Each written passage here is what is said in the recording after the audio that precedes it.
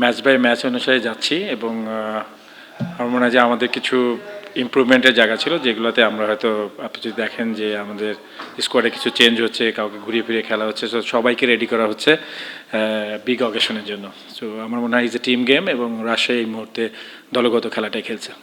No doubt তিনি যেভাবে এই টুর্নামেন্টটা খেলেছেন আই থিঙ্ক আমরা তার উপর অনেকখানি নির্ভর করে আছি এবং তার সুস্থতা সবচেয়ে ভালো এই বিষয়ে আসলে জানাতে পারবে আমাদের ফিজিও। এখন তিনি আমরা যতটুকু জানি তাতে তিনি ভালো আছেন এবং আশা করছি যে আপনার 20 তারিখের ম্যাচে তাকে আমরা হয়তো অ্যাভেলেবল পেতে যাচ্ছি। চিটাগং খুব ভালো গুছিয়ে ক্রিকেটটা খেলছে এবং ওদের বোলিং ডিপার্টমেন্টটা আসলে সমীহ জাগানোর মতো। তো সেই জায়গাটাতে অবশ্যই আমাদের ছিল যে আমরা একটা ম্যাচ প্রথম রাউন্ডে আমরা কিন্তু একটা ম্যাচ আপনার এই গ্রুপেই ওদের সাথে আমাদের দেখা হয়েছিল এবং আমরা জানতাম যে ওদের স্ট্রেংথ বা ওদের দুর্বলতাটা কোথায় আছে, সেই জায়গাটা ওয়ার্কআউট হয়েছে। আমরা আসলে অপোনেন্টের থেকেও বেশি আমরা আসলে একটা টার্গেট সেট করেছি as a Rajshahi team, Rajshahi warriors. তো সেই জায়গাটাতে আমার মনে হয় যে আমরা ফোকাসে আছি। স্টিল আপনি যদি বলেন যে ম্যাচ বাই ম্যাচ আমরা আসলে এগিয়েছি এবং আমরা আসলে সবার আগে আসলে আমরা সেই জায়গাটা কনফার্ম করতে চাই, অ্যাটলিস্ট ফাইনালের স্পটটা। তো সেদিকে আমাদের চোখ আছে।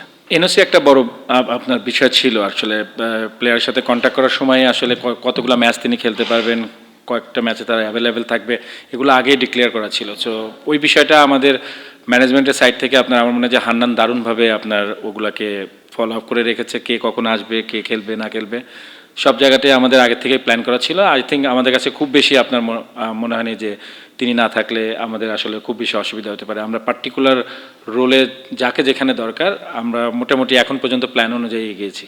বিপিএলের আগে কিন্তু ইনজুরিতে ছিল এবং সেখান থেকে ফিরে এসে আসলে ফুল রিদমটা আনার জন্য আসলে কাজ চলছিল। আপনি যেটা বলেছেন যে হ্যাঁ কিছু কিছু ম্যাচে হয়তো বা টি-20 ফরম্যাটে আপনি অনেক ভালো বল অনেক সময় মেরে দেয়, তো রাইট জিনিসটা খোঁজার চেষ্টা হচ্ছিল এবং তানজিব সেটা ধরতে পেরেছে। আপনি যদি দেখেন যে আমরা তাকে কিছু ম্যাচ আমরা তার যেটা আমরা সবসময় বলেছি ওয়ার্কলোড ম্যানেজমেন্টের একটা বিষয় ছিল, সবগুলো জায়গায় যাতে তাকে কিউরভাবে আমরা আসলে যখন টিমটা করা হয় তখন কিন্তু তাকে মেন বলার হিসাবে আমরা ধরে রেখে বাকি পেস ডিপার্টমেন্টটাকে সাজিয়েছিলাম। তো আমরা খুব হ্যাপি যে আজকের ম্যাচে তিনি দারুণভাবে ফিরে এসেছেন এবং যে প্রবলেমটা তিনি ফেস করছিলেন তিনি সেখান থেকে মাশাআল্লাহ ভালোভাবে বের হয়ে আসতে পেরেছেন। না, জার্নিটা আসলে চমৎকার, কারণ হাই পারফরমেন্স ইউনিট থেকে আসলে এই ট্রান্সফর্মের কাজটা শুরু হয়েছে এবং রিপনের একটা চাওয়া ছিল সে সবার আগে জোরে বল করতে চায়। তো আমরা তার ইচ্ছাটাকে কাজে লাগিয়েছি এবং সেদিন থেকে বলতে পারেন যে বলা হয়েছিল যে আসলে ইয়র্কার করতে গেলে আসলে তার আস্তে বল করা যায় না, তো ইয়র্কার করতে গেলে তাকে জোরে বলই করতে হবে এবং সেই কাজটা সে রেগুলার করেছে এবং ফিটনেসের পার্টে তিনি দারুণভাবে নিজেকে ভেঙেছে। আমার মনে হয় এই মুহূর্তে রিপন সবচেয়ে ভালো শেপে আছে এবং আমরা যেটা বলি যে মেন্টালি ফিজিক্যালি যে জায়গাটা সেই জায়গাটায় সে দারুণ আমি বলবো যে ছন্দে অবস্থান করছে, যার কারণে বেস্ট ডেলিভারি হচ্ছে, পেশার মুভমেন্টে তিনি ভাঙছেন না। সবচেয়ে বেশি ভালো যে বুস্ট আপটা তার হয়েছে সেটা হলো তার নিজের উপর যে কনফিডেন্সটা আমরা দেখেছি ইমাজিন কাপে, তারপর থেকে আসলে সে বুঝতে পেরেছে যে তার অ্যাবিলিটি সম্পর্কে। এবং আপনি যদি দেখেন যে লাস্ট ওভার হলেই তার ভিতরে একটা আলাদা আমরা দেখতে পাচ্ছি, উন্নতিটা দেখতে পাচ্ছি। কাজ হয়েছে, আমার মনে হয় নট এনাফ। ইন্টারন্যাশনাল এরিয়াতে যদি তাকে ডমিনেট করে ক্রিকেট খেলতে হয় তাহলে আরও অনেকগুলো কাজ করতে হবে।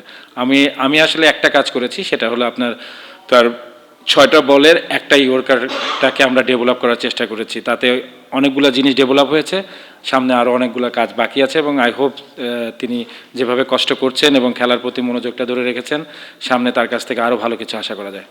না, আপনি যেটা বলেছেন আসলে টিম কম্বিনেশনের কারণেই আসলে স্পটটা আপনার মানে আমি বলবো যে আপনার রাখাটা একটু টাফ, কারণ আপনি যদি দেখেন আমরা জিসানকে কিন্তু এখন পর্যন্ত সুযোগ দিতে পারিনি। তো সেই জায়গাটা আমার মনে হয় আকবর, এটা তার থার্ড ম্যাচ, বাকি 2 ম্যাচে আগের ম্যাচটাতে আমার মনে হয় যে আরও ভালো সুযোগ ছিল। সে আজকে যে অবস্থাতে এসেছে, আকবরকে আমরা সবাই জানি যে পেশার মুভমেন্টেতে সে অনেক নিজেকে কুল রাখতে পারে এবং আজকে খুব চমৎকার ব্যাটিং করেছে। এটা আমাদের টিমের জন্য খুবই পজিটিভ একটা সাইন যে যে জায়গাটায় তিনি ব্যাট করছেন আসলে সেই জায়গাটায় আমাদের রাইটি লেফটি কম্বিনেশনের একটা বিষয় থাকে। আমার মনে হয় আকবরের জন্য খুব ভালো যে তিনি রানে ফিরেছেন এবং এটা দলের জন্য খুবই দরকার ছিল। আমরা যদি রাজশাহীর টিমের দিকে তাকান তাহলে আমরা দেখবেন যে আমরা আসলে বড় নাম নয়, আমরা আসলে পারফর্মার খুঁজছি এবং আমার মনে হয় যে এটা management part, this is management call এবং আমি অবশ্যই মনে করি যে ম্যানেজমেন্ট টিমটার দিকে লুক আফটার করছেন আসলে কাকে দরকার এই টিমে আসলে কোন পারফর্মারের ঘাটতি রয়েছে অবশ্যই তারা এই যে বিষয়টাতে লুক আফটার করছে না টিম কম্বিনেশনের কারণে আসলে আপনারা অনেককে আসলে মানে আপনার সবাইকে তো খেলানো সম্ভব না আর যতটুকু টিম কম্বিনেশনে যাকে যখন দরকার ম্যানেজমেন্ট মনে করেছে আমার মনে হয় যে is a head coach call এবং সেই জায়গাটা আমার মনে হয় যে তিনি দারুণভাবে কাজ করছেন দলের প্রয়োজনে যাকে দরকার তাকেই আসলে খেলানো হচ্ছে